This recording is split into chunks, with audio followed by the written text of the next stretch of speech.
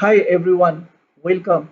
So today we'll be learning about EC2 in AWS, which is Elastic Compute Cloud, and we'll see what is an AMI, Amazon Machine Image, which is actually a bundle of OS, and then we'll see what is an instance family, which is the size, and with CPU and memory pre-configured. Then we'll see what is storage, and then we'll see what is key pair, which is used for SSH connectivity to the EC2 instance. Then we'll see what is security group, what is public IP address, and what is private IP address, as well as what is elastic IP address and user data. So without no wait, let's get started with the lab. Thank you. Okay, so here we are in the EC2 dashboard in the AWS console. So I'll just go and say launch instance, okay, to create the EC2 instance. So when we launch the instance, the very first thing is we need to give the name tag, okay. Let's say wave srv01, and then as I said, we need to select an Amazon machine image which contains software configurations like your operating system, application server, and applications. But we'll just choose a one that is free tier, which has just the OS installed. Okay, we'll take Amazon Linux. Okay, and then we'll take the machine image. Okay, AMI, which is Amazon Linux 2 AMI HBM kernel 5.110, and we can see that root device type is EBS. EBS is elastic block storage, which we'll be seeing in our later lessons. And then I said we'll see instance type, okay, which is instance family. Here the instance type, okay, is T2 micro, okay, which is free tier. I can say T2 is small or T2 large, okay. So when I select this T2 micro, I can see that, okay, it has one vCPU and one GIB memory, 1 gigabit memory, okay. So that is what is instance type, okay. And then as I said, key pair is used to securely connect to our EC2 instance, okay. So I can create a new key pair. So I'll just say create a new key pair. I'll give test key pair. Okay, this key pair will be downloaded, and we'll use it to connect to the EC2 instance. Okay, so just say create key pair. So it is downloaded here, and then we need to choose networking. Okay, networking, I'll take default, and security group. Okay, we can create a new security group, or we can select an existing one if we already have one. So I'll say create new security group because I'm just demoing to you all. So what the security group is just like a firewall. Okay, it's a set of firewall rules that control the traffic to your instance, okay, to our EC2 instance. So it is at the EC2 instance. So allow SSH traffic from anywhere. We also want HTTP traffic to be allowed from anywhere, okay, as well as HTTPS. After that, I said we need to configure storage is EBS, okay, elastic block storage. So I just want 8 gig, which is the default. I can change here how much I want 8 gig, which is default. I can add new volume, but I don't want to do that now. And we'll be learning about user data in the advanced details later on, but now we'll leave it blank. And how many instances we want to run, I'll just leave it as one. Okay, you can put 2, 3. Okay, which will launch 2, 3, whatever number of EC2 instances you want. Okay, then I'll just say launch.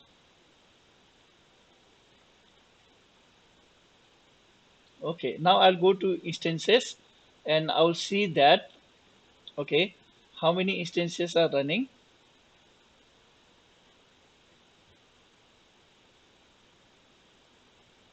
Okay, I want running EC2 instances. Okay, currently there are no EC2 instances running. Okay, if I leave this filter and I check, then I will see that wave SRB01 is now running. Okay, so If I click the web SRV01, this is the EC2 instance that we created. It is T2 micro. The status check is still say initializing, but it is already running.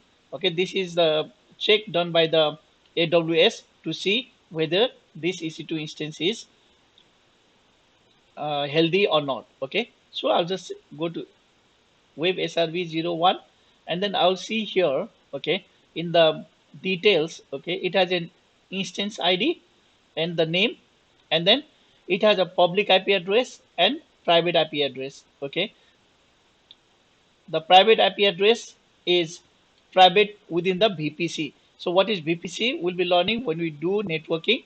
Now we just need to know that when an EC2 instance is launched, okay, it will be assigned a private IP address, and if the subnet, okay, that networking that we selected had public IP address to be say enabled, then we'll get a public IP address also.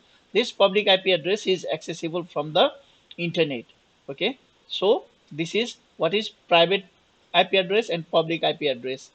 Now it will get an private IP DNS name also, and as well as it will get public DNS also, IPv4 DNS. Okay, we can use both of these to access. Okay, but we'll use IP address to access, and then we said we'll check the. Okay, now let us just log in into this EC2 instance. Okay, that we have different methods to log in. Okay, but now I'll just log in using cloud console. Okay, cloud shell. So I'll just go here and say open in a new tab. Okay,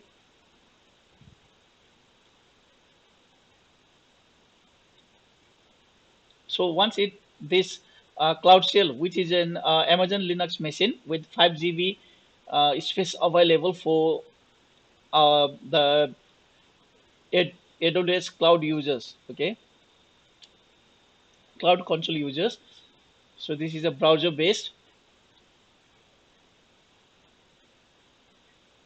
Now over here, yeah, my cloud shell is up and running. Now I'll try to upload the our key pair. Okay, upload file. Okay, the key pair is in my downloads. I'll go to downloads. So this is my test key pair. I'll say open, upload, and now it's uploading. Once it is uploaded, then I'll connect. Okay, so how do you connect? Okay, I'll first need to change the permission on my key pair. 0, I'll change the permission. Then I can say ssh minus I, and we always the default user available for connecting is EC2 user at the rate, then our IP address. Okay, we'll paste our IP address here, and then I need to give my key pair here. Okay, test key pair. Okay, so I'm connecting to this particular EC2 instance. Okay, by using this key pair as an EC2 instance, EC2 dash user. Okay, I'll say yes. I want to continue connecting. See, now I'm into that EC2 instance. So this is the private IP address. Okay, so if I go and check 43-138, 43.138, this is the IPv4 private address. Now I'm inside the EC2 instance. Okay, now if I want to exit, I can say exit. Okay, so now what I'm going to do is I'll connect back and I will install HTTPD. Okay, so I will say yum install HTTPD minus y. Okay, I have to use sudo here.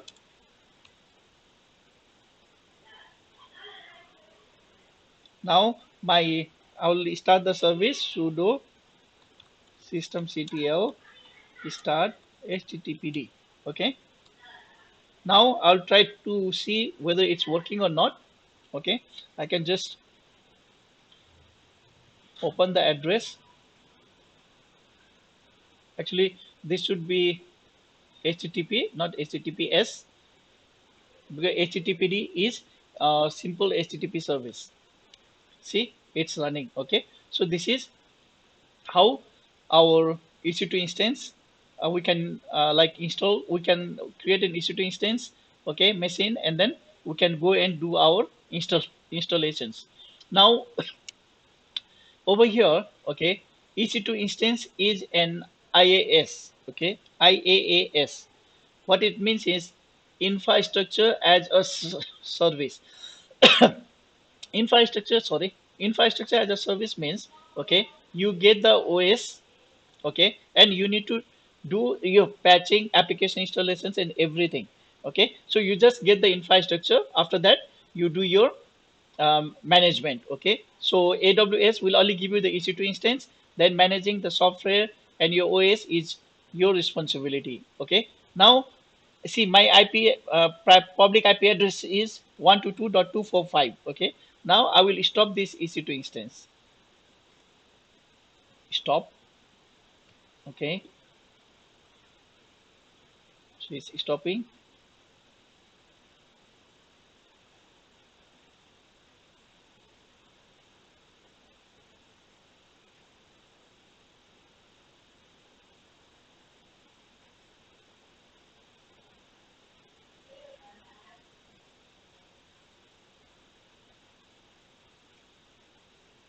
Okay, you can see that it's this IP address will go away once it is stopped. It is still stopping.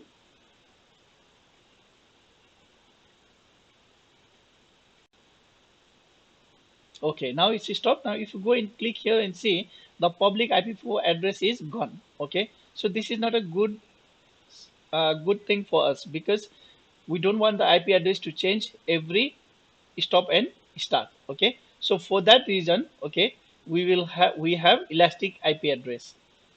Okay, so elastic IPs.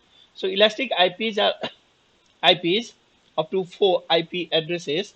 Okay, that you can say use it for associating with EC2 instance. Okay, so that on whenever it is stopped and restarted, it will always have the same IP address. So after allocating the elastic IP address, you can go and say as associate elastic IP address and what you want to associate with. Okay, which EC2 instance, this EC2 instance. Okay, which IP address you want, uh, the private IP address to associate with. Okay, and then you can just say associate. Now if you go and see your EC2 instance, okay, you will see that it has an IP address which will not be deleted. Okay, so let's just, or will not be removed when you stop it. So now I'll say start.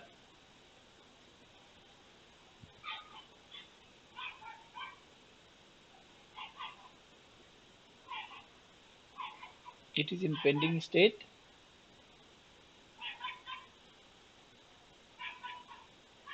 So elastic IP addresses, okay, are you can get sorry, 5 elastic IP addresses. Okay, and those elastic IP addresses you associate with the EC2 instance, and the EC2 instance will retain that IP addresses every reboot or every restart or every shutdown. Okay, that means public IP address. Okay, if it is not associated with uh, elastic IP address, then it is ephemeral. Okay, that means every reboot it will go away. Okay, but if it is associated with elastic IP, then it is always permanent. Okay, it is always there. So this EC2 instance will always have this IP address. And do not take note, elastic IP address, if they are not in use, okay, then you will be charged for it. It must be in use. So now just go and remove the IP address, elastic IP address, to avoid extra charges. Actions, dissociate IP address. So once you dissociate, okay, the EC2 instance will have, okay, another IP address. Okay, so this is what is public IP address and your um, elastic IP address. So plus public IP address is ephemeral and your elastic IP address is permanent. Okay, and you can get up to 5 elastic IP addresses, and if your IP addresses, elastic IP addresses are not in use, you are charged. Okay, now next thing, when we created this EC2 instance, okay, suppose we want some commands to be executed so that when this EC2 instance is launched, okay, it will be, I'll terminate it, okay. So when this EC2 instance starts, okay, so that it will always, it will do some, say, setup before it is launched, okay. That is called user data. So in user data, we'll try to do the HTTPD installation, okay. So we'll just say launch instance, okay. We'll give it name wave srv02, okay. Now we'll select the same AMI, same instance type. So our key pair is test key pair, okay. And then we'll create, we'll select existing security group, okay. This is the one. And then we'll go to advanced details, then we'll put our user data. You can create a user data and put it here, okay. So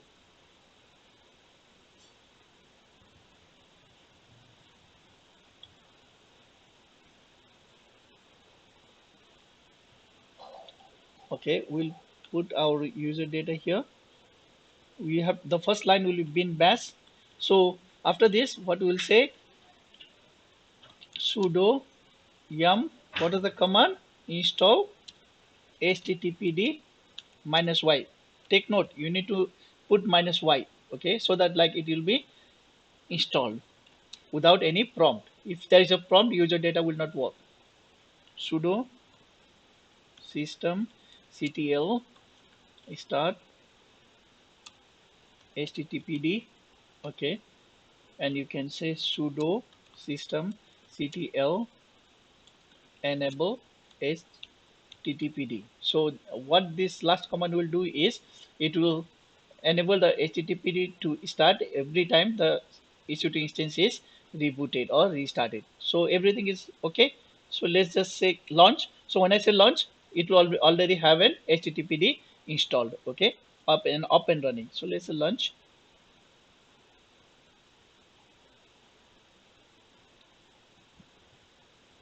Okay, so it's in pending state. It's in pending state. Okay, let's check state equals to running. Okay, see, now it's running. So if I go and see, I can see the IP address here. So I'll just open the IP address. Okay, it may take some time to install HTTPD, or maybe already installed. Okay, not it, not it. Let's refresh. Yes. Okay, so this is what user data is. User data is the script that we want to execute before the EC2 instance is fully launched, okay, or during its launching period, okay. So what is user data? So we have learned about what is an AMI, instance type, and then key pair, security group, sorry, IP, public IP address, and then private IP address, then elastic IP address, and user data. So this is all for today. So we'll see in the next class more about EC2 instance, more on what we can do with EC2 instances like auto scaling group. So next one will be in auto scaling group. Thank you. See you next time. Bye bye.